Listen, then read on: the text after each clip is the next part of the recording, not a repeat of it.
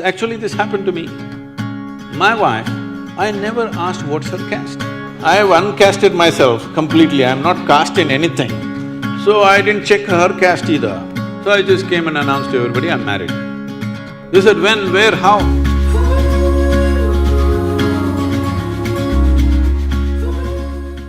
We feel parents today are becoming liberal with their children in many aspects.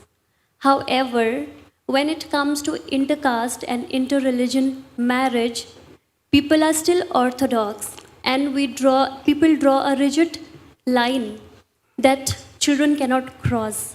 Is it merely because of the fear of society? As the saying goes, सबसे बड़ा रोग क्या कहेगा लोग? So, as a youth, what can we do to convince our parents and bring them out of this social fear? See, the fear may not be about just what somebody says. We must understand the caste system for what it is. Well, before I say that, I want you to understand this. I never ever asked anybody, what is your caste, because it doesn't even occur to me in my mind.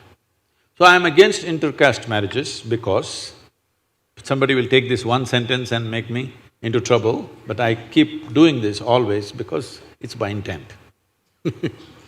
I am against intercaste marriages because, first of all, why the hell do you identify with the caste and then try to do inter?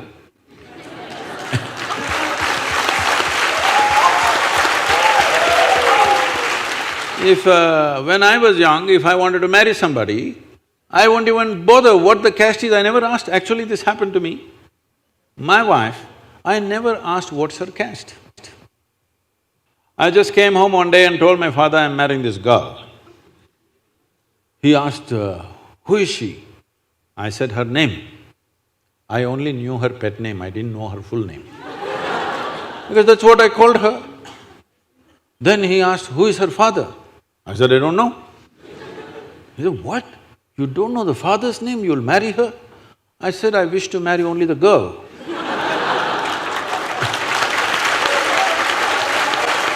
I don't wish to marry her father, nor his property, nor his kanda, nor anything, I'm just marrying the girl. So what caste are they? I said, I don't know. What, you don't know their caste? I said, I don't know. Because except what people have told me, even I don't feel my caste anywhere. I have uncasted myself completely, I'm not cast in anything. So I didn't check her caste either. So I just declared to my wife, I said, you're my wife, that's it. She said, this is all no witness, no arrangement, no garland. I said, see, no bloody witness can ever hold me to anything. When I say something, that's it. I will not go back on it. I said, I'm married to you, this is it. So I just came and announced to everybody, I'm married. They said, when, where, how? That's not your business. This is my wife, then that's it.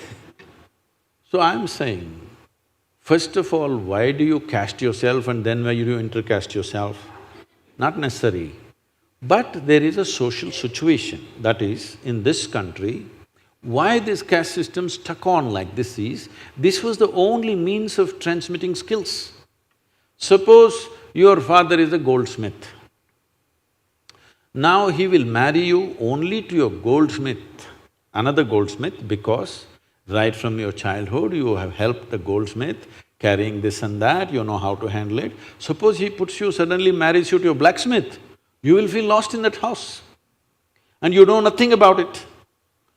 Because knowledge was transmitted only through the family tree. Today, we don't know what his father is, but now he's become an engineer. We don't know what your parents are, now you're becoming a bio thing, because we have institutions which transmit knowledge. When there were no such institutions, family was the only institution transmitting knowledge, so we didn't want to corrupt that, so we maintained that. Now that is irrelevant. One part of the caste system has become irrelevant. Another reason why people are sticking to the caste is because there's no social security in the country.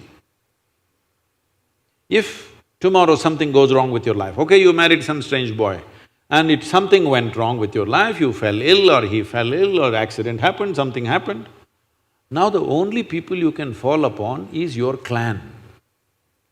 You go and knock on somebody else's door, they won't open their door. You have to go to your caste. If you say, I belong to this caste, they'll say, come, we'll do something for you. So this is the social security you still have. So in urban areas, it may not matter because you have insurance and this and that. But in rural areas, if you just break away from your caste completely, you are completely on your own. If something goes wrong, there's nobody going to stand up for you. So this is the social security system. Don't try to worry about this destroying caste system by intercaste, all this. If you create a proper universal social security system, caste will die a natural death. Nobody has to kill it, it will just go.